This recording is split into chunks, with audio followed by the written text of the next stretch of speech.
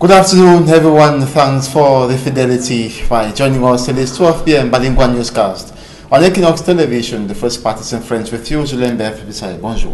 Good morning to you, Innocent Azé. Mesdames et messieurs, bonjour à toutes et à tous et bienvenue aux 12h sur Equinox Télévision. 10 nouveaux cas de coronavirus déclarés au Cameroun, soit 3 à Yaoundé et 7 dans la ville de Douala. Selon le ministre de la Santé publique, ces chiffres portent à 233 le nombre de personnes infectées au Covid-19, une dizaine de cas guéris et malheureusement 6 cas de décès déjà enregistrés. Le docteur Manaouda Malachi, ministre de la Santé publique, invite les populations à rester dans leur domicile et à ne sortir que si cela est nécessaire. Selon le ministère de la Santé, le ministère de la Santé publique invite également les personnes présentant les symptômes du Covid-19 à se rapprocher des équipes mobilisées. Je vous suggère à présent d'écouter la réaction du docteur Fané Mahamat. Elle est directrice de la promotion de la santé au Cameroun.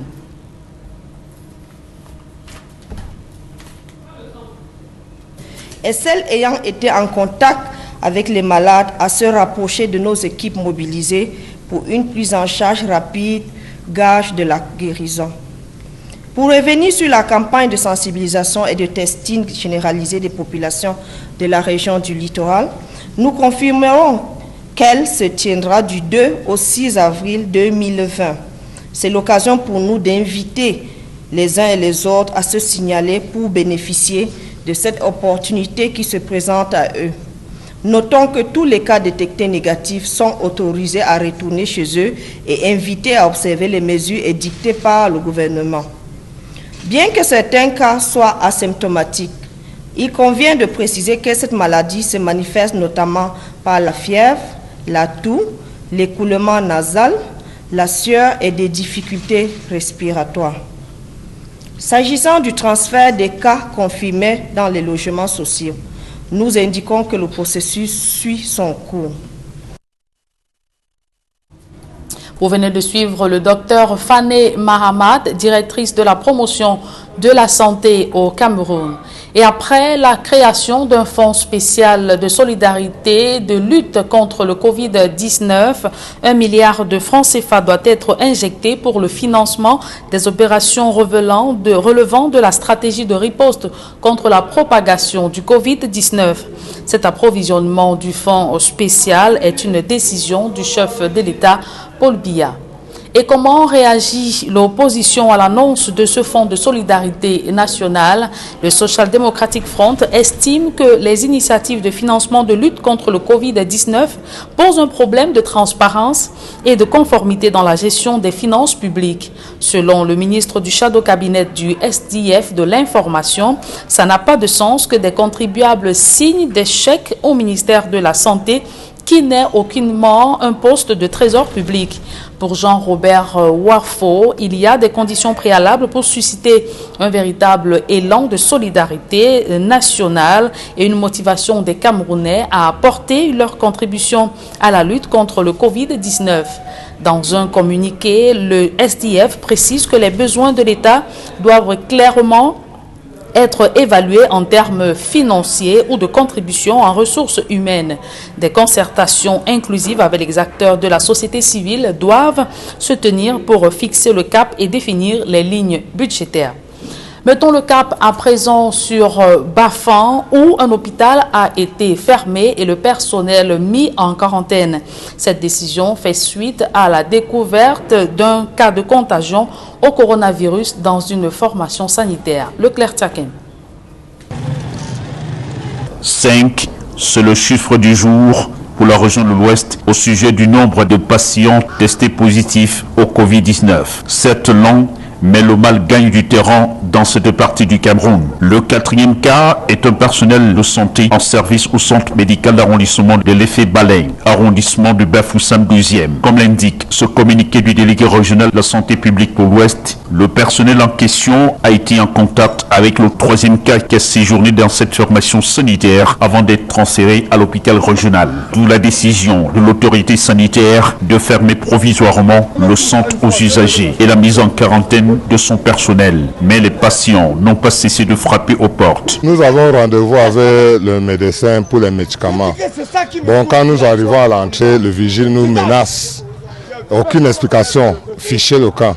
Je ne sais pas si nous sommes dans un pays de droit où un malade doit être menacé par un vigile. Nous n'avons jamais été informés de la fermeture de l'hôpital dans les praiseries. À quelques jets de pierre de ce centre médical, le marché reste bondé du monde et personne ne semble s'inquiéter par le danger qui plane. Les 5 cas des patients infectés sont en isolement à l'hôpital régional de Bafoussam où les soins les sont administrés. L'Académie des sciences du Cameroun demande au gouvernement de renforcer le dispositif de dépistage et de prise en charge des patients atteints du Covid-19. Au cours d'un point de presse tenu hier à Yaoundé, les membres de cette société savante se disent favorables au confinement à condition que les pouvoirs publics prennent les mesures appropriées comme cela est fait ailleurs. Plus de détails dans ce reportage de Marcelin Gosso. Alors que le Cameroun vient de franchir la barre de plus de 190 cas confirmés de coronavirus, l'Académie des sciences monte au créneau 2 semaines après la mise en route d'un train de 13 mesures gouvernementales visant à stopper la propagation de la pandémie. L'Académie attire l'attention sur le danger d'une réponse insuffisante et inadéquate de la population à la mise en œuvre de cette stratégie gouvernementale jusqu'à présent, notamment en ce qui concerne le respect de l'hygiène personnelle et l'application des mesures de distanciation sociale, à savoir les attroupements dans les marchés, le transport urbain, bar interurbain, le renforcement de la fermeture à 18 heures des bars, restaurants et des lieux de divertissement. L'Académie lance un appel à tous pour le respect scrupuleux, particulièrement les directives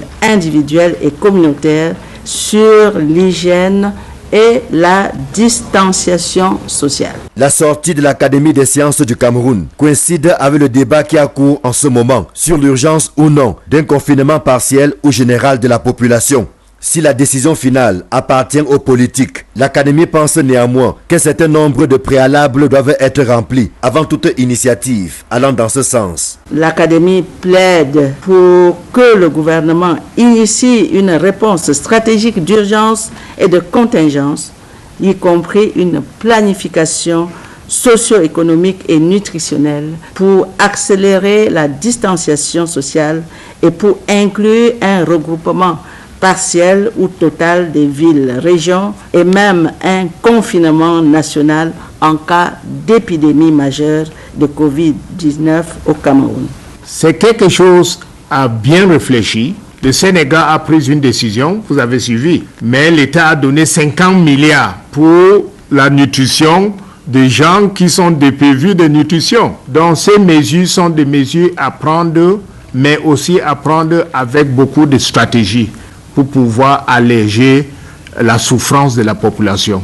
Alors que la pandémie se propage à une vitesse inquiétante, l'heure est à la prévention et au changement radical de comportement et de mentalité. L'Académie des sciences du Cameroun fustige l'attitude à la limite criminelle de certaines familles qui dissimulent des cas potentiels de coronavirus, exposant de fait leur vie et celle des autres. L'Académie demande au gouvernement de prendre des mesures supplémentaires pour augmenter le nombre et assurer la couverture géographique nationale des installations de dépistage de la Covid-19 dans le pays et de mettre à disposition suffisamment de kits de dépistage pour permettre un dépistage plus large et l'isolement des porteurs asymptomatiques qui sont les principaux responsables de la transmission locale. L'Académie des sciences du Cameroun se dit prête à assister le gouvernement et les autres parties prenantes à l'endiguement de la pandémie Covid-19,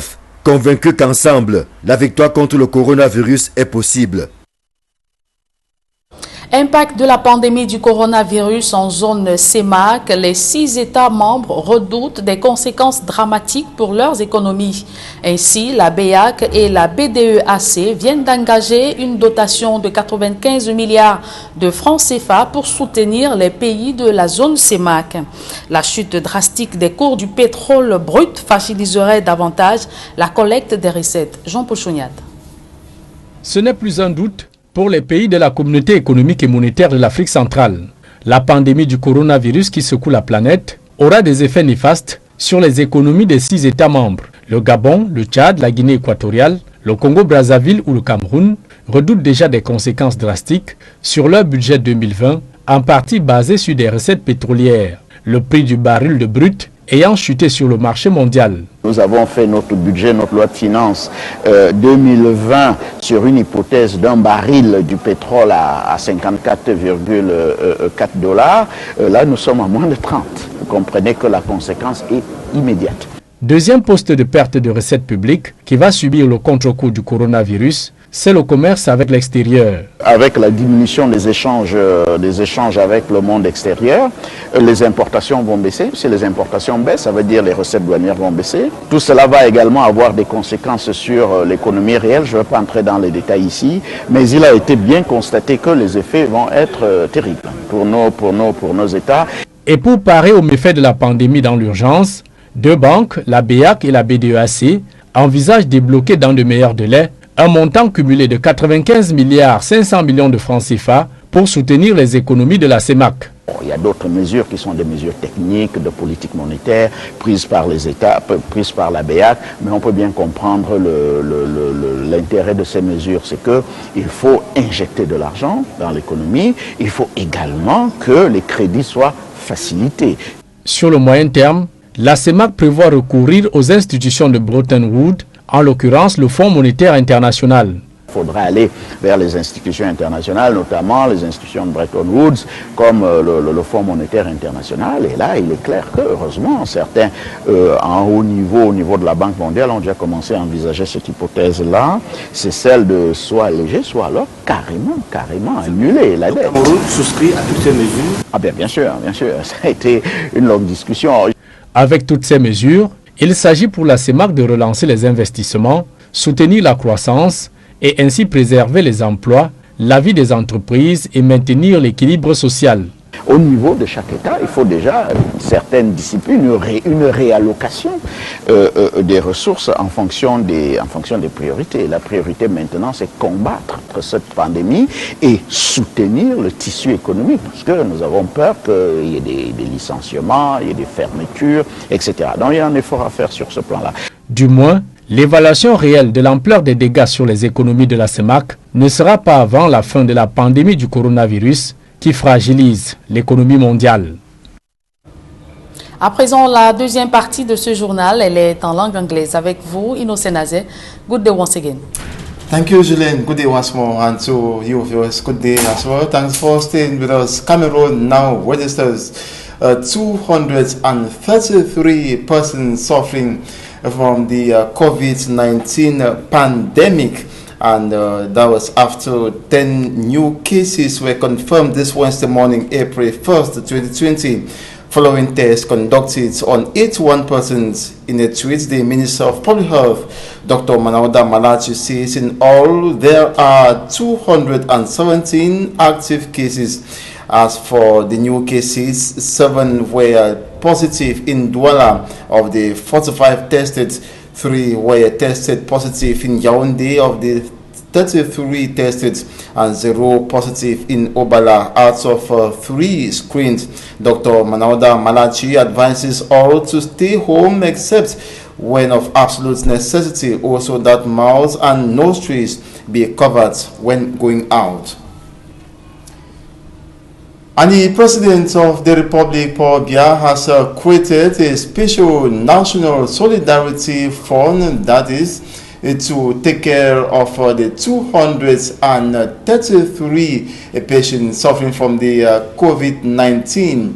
And the President of the Republic, Paul Biya, has equally ordered the injection of the sum of 1 billion francs CFA into the special national solidarity fund that will equally see the COVID-19 patients being taken care of, and equally the isolation centers created, and more cases are equally suspected to be added or confirmed in the days ahead in the major cities of the country, notably Yaoundé, Douala, as well as Bafoussam. We now talk about the governor of the northwest region of the country, Adolphe Dele Lafrique, and other local administrative authorities who continue the campaign to fight against spreads of the COVID-19 in the region. They have equally been sensitizing the population on the needs to regularly wash their hands with clean water and soap, and campaign equally at Matazem, notably in Santa, to control persons who are entering the region from Bafoussam, Yaoundé, and Douala, which are risk cities. Details with Mostella. As at 7 a.m. March 31st, 2020, Cameroon had recorded 119 COVID-19 cases, 6 deaths and 5 recoveries, reason why regional administrative authorities are leaving no stone unturned. The screening exercise is mandatory for everybody, including the drivers, the passengers, the civil servants, the security men and women. And it is very useful, even if it is not the lab exam, it is a starting point that can inform the medical team of the temperature of the passenger, of the man who is screened, and from that start investigate to know if he is already touched by the virus. Governor Adolphe Dele Lafrique drives in from Yaoundé, where he had been attending a meeting. He is tested at Matazem like everyone else entering the northwest region.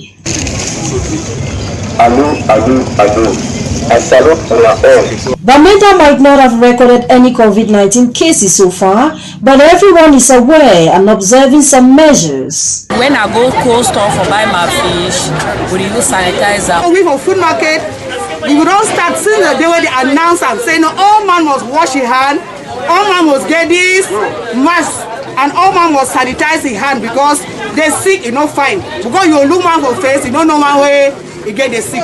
So all we must prevent them. From the beginning, I start biting the share for all man. Up to today, we should continue. Like for year, all man must wash his hand. We no one die, and with the praise say God, we help we. With this sick, we move out from the skin with the back. No, this thing is so the only prevention, because prevention be better than cure. But at the markets, travel agencies and streets of Bamenda visited this morning by the regional governor and team, social distancing has remained a great issue. No one seems to care. Some display are just for the cameras. Sister. They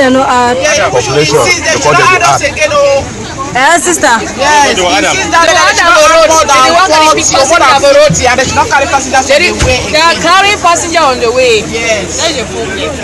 The northwest region is yet to recover from the Anglophone crisis, and every hand is needed on deck to bar the way for COVID-19 from spreading to the northwest region. We are therefore appealing to the population of this region to make sure they implement those measures.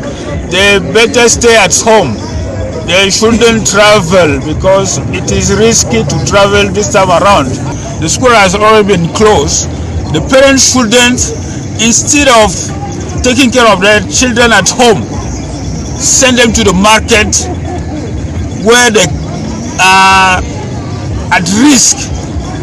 And if there is a suspicious case around us, they should better inform the medical team. In Bamenda these days, buckets of water like this one at the Bamenda main market entrance have been provided with messages encouraging everyone to wash their hands. Wash your hands, please. Regional Hospital in the West Region has described as fake news information circulating on social media that a COVID-19 patient has escaped from the hospital's isolation center in his car. Information that has aroused further panic amongst the population of Bafoussam. In a press release, he debunks that no COVID-19 patient named Flavier Chagam escaped from quarantine. Professor George Eno clarifies that the Bafoussam Regional Hospital hosts 6 positive cases, 5 cases in isolation, 0 death and 0 recovered. The Bafoussam Regional Hospital director noted that patients are undergoing treatment with full assistance of the Ministry of Public Health. And a total of 82 Cameroonians who were stranded in Côte d'Ivoire due to the coronavirus pandemic have been successfully repatriated to the country. They arrived yesterday via Air Côte d'Ivoire, bringing to total 490 citizens who have managed to return home. An operation to repatriate these citizens continues to bear fruit, but the Ministry of External Relations has noted that all the repatriated compatriots have been quarantined as they landed the Yaoundé Simalène International Airport. A successful operation made possible thanks to the cooperation between the Republic of Cameroon and that of Côte d'Ivoire. We now talk about transporters in Douala who are calling on the government of Cameroon to equally enable them respect the measures taken by the government of Cameroon to avoid spread of the coronavirus. They are urging the government or begging the government of Cameroon to reduce prices of fuel in order to respect their no overloading measure. Details with Immaculate Fogwe. Public transport in Cameroon, according to health experts, is highly vulnerable to disease outbreaks such as the global coronavirus pandemic. The confined spaces and limited ventilation of public transport vehicles could lead to infections amongst passengers. However, the government of Cameroon, in one of its 13 measures taken to curb the spread of the virus, has called on transporters to limit the number of their passengers in a bid to respect the rule of social distancing. While on a tour in some major roundabouts in the city of Douala, a great number of taxi drivers could be seen respecting the measure implemented by the government of Cameroon. We are respecting the measures in order to prevent ourselves from equally being infected. Things have become extremely difficult for us. We cannot increase transport fare because we understand the situation of Cameroonians. The government could help us by reducing the price of fuel.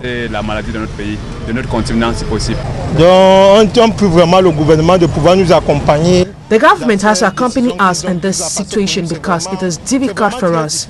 We spend the whole day without being able to get 3,000 CFA francs.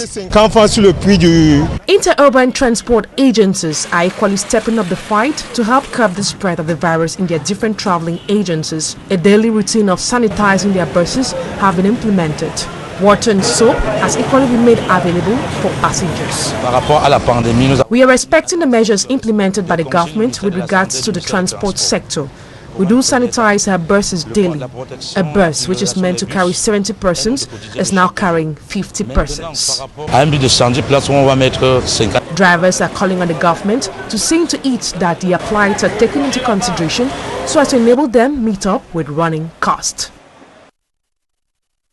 Scientists say men are more likely to die of the COVID-19 than women, and the study shows that old people and people with underlying factors are more at risk with higher mortality rates than others, than other social groups. Femi Armstrong reports. As the coronavirus spreads across the world, the fear to lose one's life is increasing, and people want to know who is most at risk from the coronavirus. Health officials since the outbreak have repeatedly assured the public that the risk of dying is low unless one is older or has an underlying condition. In effect, data from China, the United Kingdom and the United States shows that death rate is startlingly higher than average among persons aged 60 and above, as well as people with high blood pressure, diabetes, asthma and other chronic conditions. The Wall Street Journal on March 14, 2020 cited a large study from the Chinese Center for Disease Control and Prevention, establishing that 14.8% of people aged 80 and above died of COVID-19 and 8% of those 70 to 79 died of the disease. For people with cardiovascular disease, mortality rate stands at 10.5% and 7.5% for those with diabetes. Those rates compare to a 2.3% mortality rate in the overall population, an experience which has consistently proven the same out of China, in Europe and America. Other underlying factors to the coronavirus includes a respiratory disease, hypertension and cancer. On the sociological factors, the Center for Disease Control says men are likely to die of COVID-19 than women, and in the United Kingdom, health officials recently classified pregnant women among the more vulnerable social groups to COVID-19. For this 12 p.m. Bilingual newscast on Equinox Television. Thanks so much for watching. Do have a wonderful day. Julien Berth, bonne journée à vous. Merci, je vous souhaite également une très belle journée. Innocent Nazé, mesdames et messieurs, merci d'avoir été des nôtres. Restez scotchés sur les programmes de la meilleure des télévisions.